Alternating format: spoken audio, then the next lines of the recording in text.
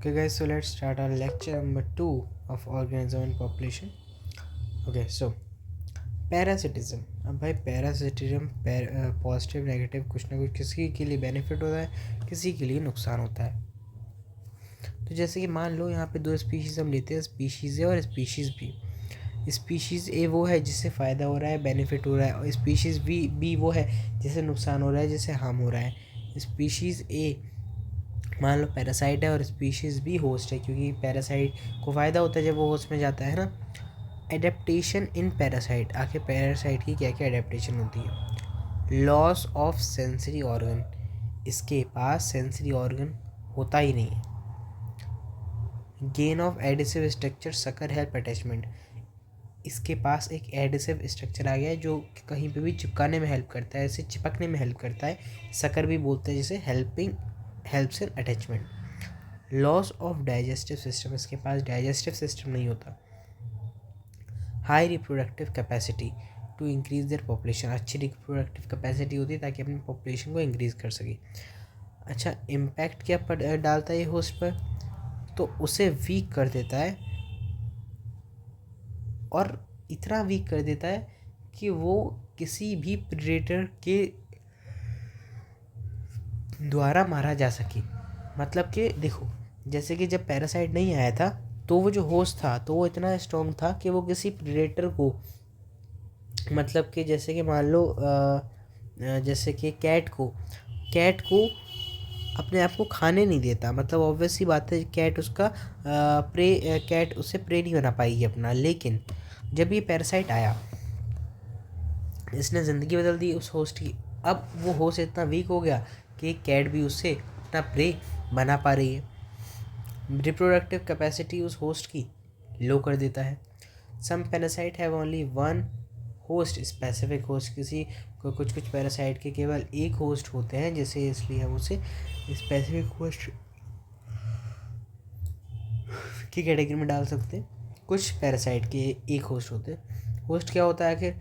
If host evolve in order to get protection from parasite, then parasite will have to evolve to counteract those changes, otherwise its survival not possible. ये बात लिखी है यहाँ पे कि host अगर evolve करता है कि वो प्रोटेक्शन पा ले पैरासाइट के अगेंस्ट, तो पैरासाइट को भी इवॉल्व करना पड़ेगा ताकि वो इस चीज़ को काउंटर कर सके, है ना. उसे भी इवॉल्व करना पड़ेगा इन चेंजेस के लिए. ठीक है, अगर नहीं करेगा वो इवॉल्व तो वो सरवाइव नहीं कर पाएगा. ठीक है, it's survival not possible.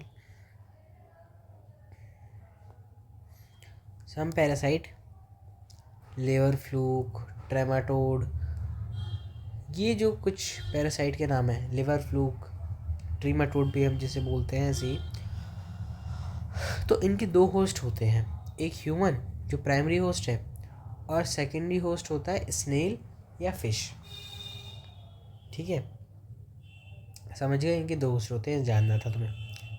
Parasitism कौन कौन दिखाते हैं? Bacteria, fungi, plants, vertebrates and invertebrates. बात ठीक है? बात ठीक है? Yes sir. Y nature didn't select harmless parasite for host. Nature ने ऐसे पैरासाइट क्यों सेलेक्ट नहीं करे जो कि होस्ट के लिए हार्मलेस है? क्यों? Because harmful parasite favours evolution. क्योंकि जो अच्छे पैरासाइट होते फिर वो एवोल्यूशन मतलब इवॉल्व नहीं करते. इसलिए हमारा नेचर ने, ताकि वो पैरासाइट इवॉल्व करे, उसे हार्मफुल बनाए, क्योंकि हार्मफुल पैरासाइट ही इवॉल्व बोलो कर सकते हैं. टाइप्स ऑफ पैरासाइट बहुत अच्छी चीज़ें हैं जो भी बताई मैंने. Logical types of parasite. Ectoparasite होते हैं, बेसिकली ये होस्ट की सरफेस पर रहते हैं एक्टोपैरासाइट. इनकी जो लाइफ साइकिल होती है वो सिंपल होती है.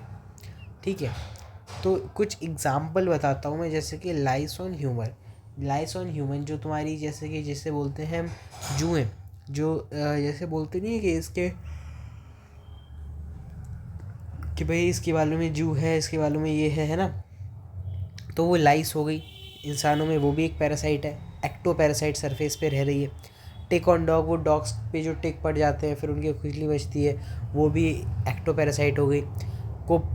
कोपेपॉड्स ऑन मरीन फिश, कोई होते हैं कोपेपॉड्स भी, ये भी एक्टोपैरासाइट की तरह वर्क करते हैं मरीन फिशेस पे, ठीक है। Cuscuta grow on hedges, loss of chlorophyll leaves during evolution, evolution के टाइम पे इन कस्क्यूटा का क्लोरोफिल भी लॉस हो गया और लीव्स भी। फिर ये जो है सक करते हैं अपना फूड स्टेम के थ्रू। कहाँ से फूड सक करते हैं? स्टेम के थ्रू। ये इसलिए हमें टोटल स्टेम पैरासाइट भी बोलते हैं, ठीक है। अब एंडोपैरासाइट की बात कर लेते हैं। इनसाइड द होस्ट होते हैं, अंदर हो मिलेंगे तुम्हें होस्ट के, जैसे लिवर हो गया, गट हो गया, है ना। इनकी लाइफ साइकिल कॉम्प्लेक्स होती है। एक्टो वालों की सिंपल होती है लाइफ साइकिल और एंडो वालों की complex. Morphological and anatomical structure of parasite simple होता है लेकिन वो so it won't affect reproduction. Morphological and anatomical structure जो होता है पैरासाइट का वो सिंपल होता है ताकि वो उनके रिप्रोडक्शन को अफेक्ट ना करे, ठीक है। नोट करने वाली बात क्या है? Female Anopheles is not a parasite, she needs blood for reproduction. बिल्कुल सही बात है, फीमेल एनोफिलिस मॉस्किटो जो है वो पैरासाइट नहीं है। क्यों? क्योंकि उसे ब्लड चाहिए होता है न्यूट्रिशन के लिए, अपने बेबीज़ को डेवलप कराने के लिए, उनके डेवलपमेंट के लिए, है ना। तो ब्लड चाहिए होता है रिप्रोडक्शन के लिए बेसिकली, तो वो एक पैरासाइट नहीं हुई ना। क्यों?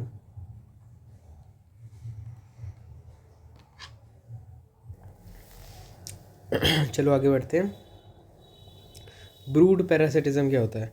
Kuku lays its egg in nest of crow and its egg show resemblance with egg of crow so get protection from predator। Basically क्या होता है, जो कुकू होती है तुम्हारी, जैसे हिंदी में कोयल बोलते हैं, वो बेसिकली अपने जो एग्स है, अपने जो अंडे हैं वो क्रो के नेस्ट में रख देती है। और बेसिकली फिर वो जो एक कोयल के एग, एक कुकू के एग और जो क्रो के एग होते हैं वो सिमिलर से दिखते हैं, रिजेम्बलेंस शो करते हैं।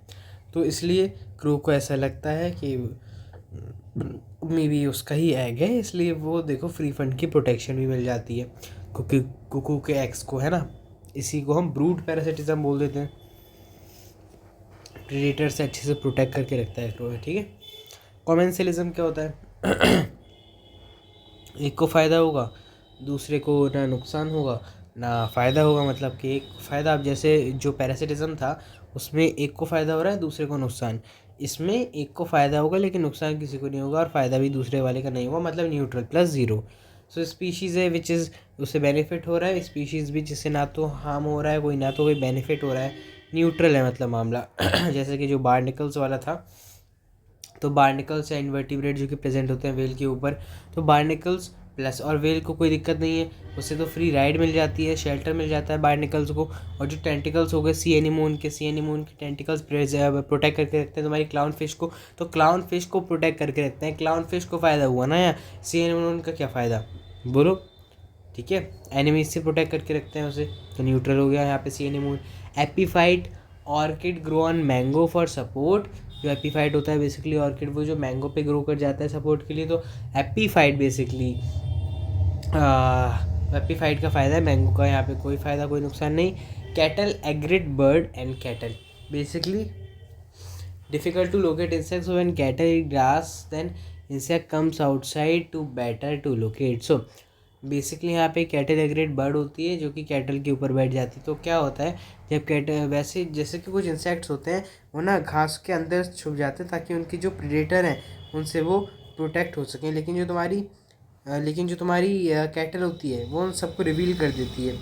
जब वो घास खाती है तो वो सारे के सारे इंसेक्ट रिवील हो जाते हैं, जिससे की वजह से जो तुम्हारी बेसिकली बर्ड है वो आसानी से उसे लोकेट कर सकती है। तो यहाँ पे एग्रेड बर्ड का फ़ायदा हो रहा है और कैटल का ना कोई फ़ायदा ना कोई नुकसान। चलो, म्यूचुअलिज्म क्या होता है? यहाँ पे दोनों का फ़ायदा होता है। Both organism live together benefited can't live without each other, दोनों का ही फ़ायदा होता है। ऑब्लिगेटरी होता है, ज़रूरी है दोनों के लिए, और मैंडेटरी भी है, एक दूसरे के बिना वो जी नहीं सकते, दोनों का बेनिफिट है और साथ में रहेंगे। पहला एग्जांपल देखते हैं हम लाइकन का। लाइकन में एल्गी और फंजाई होता है। बेसिकली यहाँ पे एल्गी 5% होती है और फंजाई 95%। एल्गी फंजाई को फूड प्रोवाइड करती है और फंजाई एल्गी को शेल्टर, एब्जॉर्प्शन ऑफ वाटर और मिनरल्स प्रोवाइड करते हैं बेसिकली, ठीक है। 95% algae, 5% algae. So second is mycorrhiza. अब यार ये तो हमने पढ़ा है माइक्रोबियन ह्यूमन वेलफेयर में। माइक्रोराइजा तुम्हारी फंजाई और रूट्स ऑफ हायर प्लांट्स आ जाते हैं उसमें, है ना। ये भी हो गया mycorrhiza. Third is fig tree और वास। इस पे हम थोड़ा सा डिटेल में बात करेंगे क्योंकि इससे नीट 2025 में बेसिकली क्वेश्चन आया था। सो रिलेशनशिप स्पीशीज स्पेसिफिक होता है। Both can't complete their life cycle without each other. दोनों ही एक दूसरे के बिना अपनी लाइफ साइकिल को कंप्लीट नहीं कर सकते हैं, ठीक है।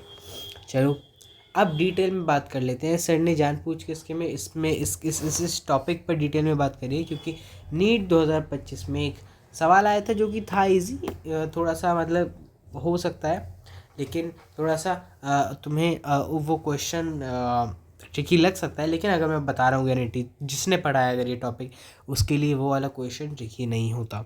चलो फिग ट्री। सो यहाँ पे हम देख लेते हैं। आओ, जैसे कि मान लो ये है तुम्हारा फिग ट्री। हाँ सर, ये हमारा फिग ट्री है। इसका जो ये पूरा जो तुम देख रहे हो ये इन्फ्लोरेसेंस है, फीमेल फ्लावर है पूरा का पूरा, ठीक है, फीमेल फ्लावर।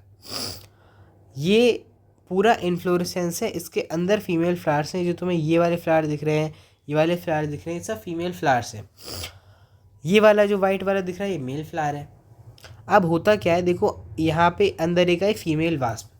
किसने एंट्री मारी यहाँ पे? सबसे पहले एक फीमेल वास्प ने एंट्री मारी जो कि प्रेग्नेंट फीमेल वास्प थी। क्या थी? प्रेग्नेंट थी। बहुत प्यारा है, बहुत प्यारा कंसेप्चुअल टॉपिक है, ध्यान से सुनना। प्रेग्नेंट फीमेल वास्प ने एंट्री मारी ऑस्टियोल से। ऑस्टियोल क्या होती है सर? इस इन्फ्लोरेसेंस की बेसिकली ओपनिंग को ऑस्टियोल बोलते हैं, ठीक है। अब जो उस फीमेल वास्प के एंटीने होंगे, जो विंग्स होंगे, जब वो एंट्री ले रही होगी, एंट्री का रास्ता है छोटा, तो बेसिकली उसके वो टूट जाते हैं, ठीक है, टूट जाते हैं, ठीक है सर। अब जब उसने एंट्री ले ली अंदर, तो उसने एंट्री लेने के बाद जो फीमेल वास्प थी बेसिकली, अब मैं यहाँ पे पढ़ के बताता हूँ, रुक जाओ। Female was pregnant, carry pollen grain, comes from different fig tree, enter into inflorescence through ostiole small opening. Basically यहाँ पे जो फीमेल वास्प थी वो क्या करती है, वो पॉलन ग्रेन लेके आती है जो कि डिफरेंट फिग ट्री से लेके आती है और फिग के इन्फ्लोरेसेंस पे एंटर कर जाती है स्मॉल ओपनिंग से, जिसे अभी हमने ऑस्टियोल बोला। एंटीना और विंग्स उसके ब्रेक हो जाते हैं और डैमेज हो जाते हैं। फिर जो फीमेल वास्प होती है वो deposit pollen on female flower, deposit egg in ovary of female flowers, larva form, fertilisation, zygote, embryo, seed form. Basically वो जो पॉलन लेके आई थी वो उसने फीमेल फ्लावर पर डिपॉजिट कर दिया। अब ऑब्वियस सी बात है फर्टिलाइजेशन हो जाएगा जिससे जाइगोट बनेगा और जाइगोट से एम्ब्रियो बनेगा और सीड फॉर्म हो जाएगा। ये तो पहली चीज़ हो गई। दूसरी चीज़, फीमेल वास्प का भी तो फ़ायदा होना चाहिए, तो बेसिकली वो भी जो अपने एग्स होते हैं उसके अपने अंडे वो फीमेल फ्लावर्स की ओवरी में डिपॉजिट कर देती है, जहाँ पर आगे जाकर लार्वा फॉर्म हो जाएगा। सो लार्वा गेट सीड न्यूट्रिशन। वो जो लार्वा डिपॉजिट करा है उसे सीड उसे वो सीड से न्यूट्रिशन मिलेगा, जो उसके अंदर सीड प्रेजेंट होते हैं, सीड बनेगा, है ना। Male and female wasp produce, male और फीमेल वास्प प्रोड्यूस होंगी, दोनों के दोनों प्रोड्यूस होंगे, है ना, मेल भी और फीमेल वास्प भी। अब लेकिन जो मेल वाला होगा, मेल वाला मर जाएगा। कैसे? जो फीमेल वास्प पैदा हुई है और जो मेल वास्प पैदा हुआ है, वो मेल वास्प सबसे पहले फीमेल वास्प को फर्टिलाइज करेगा और खुद मर जाता है, ठीक है।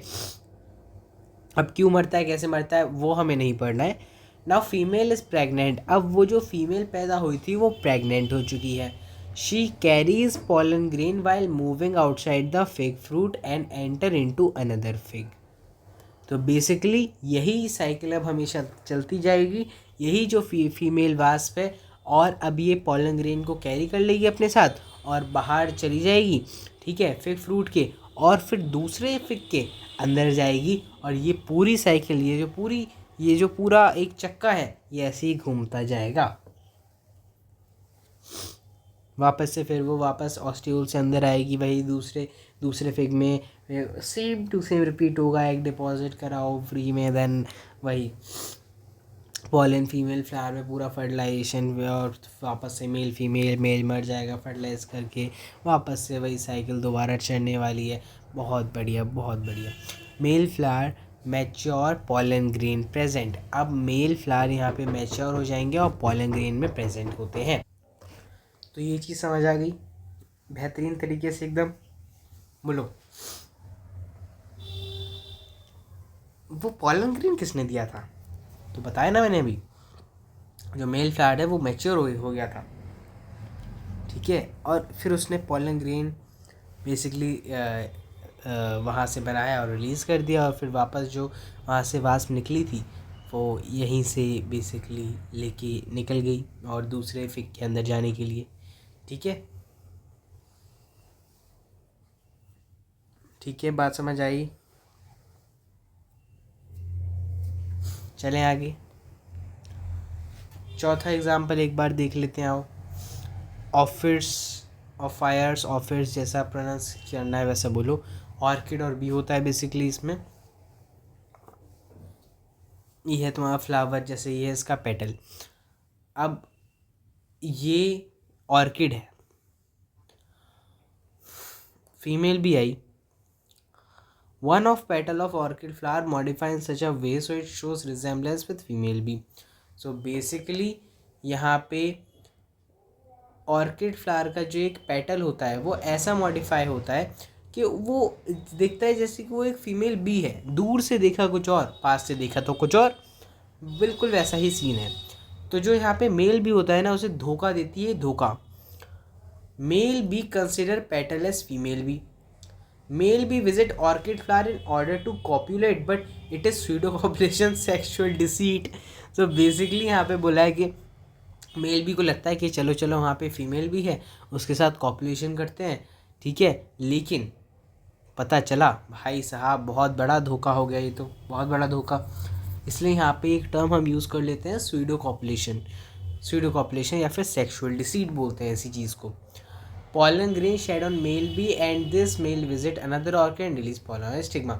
So basically अब उस मेल बी पे ऑब्वियस सी बात है, जब वो उसके पास जाता है ना, तो जैसे कि इस वाले फ्लावर पे गया, यहाँ तो ये वाले कॉपुलेशन करने के लिए गया था, लेकिन उसे वो मिला नहीं। उल्टा उस फ्लावर ने उसके ऊपर पॉलन ग्रेन चिपका दिया। तो जब ये मेल बी किसी दूसरे फ्लावर पे विज़िट करेगा ऑर्किड के, और इसके ऊपर फिर जो पॉलन चिपका है ना वो वहाँ पर डिपॉजिट कराएगा। लो, ऐसा चलता जाता है, मतलब कि ऑर्किड अपना बेसिकली यहाँ पे पॉलिनेशन करवा लेते हैं, समझे, बी से धोखा देके उसे। Yes, plant and animals pollination, seed dispersal, pollen, nectar, sugar, seeds, fruit, egg deposit site. Basically plant provide करते हैं एनिमल्स को, और एनिमल्स प्रोवाइड करते हैं प्लांट्स को उनकी पॉलिनेशन और सीड डिस्पर्सल। पॉलन रॉबर्स क्या होते हैं? वैसे सेक्सुअल रिप्रोडक्शन में लिखा है, लेकिन बेसिकली यहाँ पे रुपेश सर ने थोड़ा सा वो शायद भूल गए थे, सेक्सुअल रिप्रोडक्शन में ये बात लिखवानी, तो यहाँ पे लिखवा दी सर ने। Not help in pollination but steals nectar, है ना, बट बेसिकली यहाँ पे पॉलन रॉबर्स वो होते हैं जो कि पॉलिनेशन तो करवाते नहीं है, पॉलन ग्रेन तो लेके जाते नहीं है, लेकिन वो फ्री फंड का नेक्टर चुरा लेते हैं, उसे बोलते हैं। ठीक है, कोएवोल्यूशन क्या होता है? मतलब कि बोथ, को का मतलब दोनों। अगर जो तुम्हारी फीमेल भी है वो इवॉल्व करती है स्ट्रक्चर्ड फॉर्म में, तो जो पेटल होता है ऑर्किड का will have to evolve to show complete resemblance with female bee को इवॉल्व करती है पूरे फॉर्म में, तो जो पेटल होगा ऑर्किड का उसे भी इवॉल्व करना पड़ेगा, क्योंकि अगर ऑर्किड का पेटल यहाँ पे इवॉल्व नहीं करता है तो वो फीमेल बी की तरह दिखेगा कैसे? अगर वो फीमेल बी की तरह दिख नहीं पाएगा तो यहाँ पे मेल बी को आकर वो धोखा कैसे देगा? तो इसलिए यहाँ पे लिखा है कोएवोल्यूशन में कि अगर फीमेल बी इवॉल्व करती है अपने मॉर्फोलॉजिकल स्ट्रक्चर में, तो बेसिकली उस ऑर्किड के पेटल को भी इवॉल्व करना पड़ेगा ताकि वो कंप्लीट रिजेम्बलेंस शो कर पाए फीमेल बी के साथ। Otherwise male bee won't come, so no pollination happen. यही बात लिखी है यहाँ पे। चलो मिलते हैं नेक्स्ट लेक्चर में।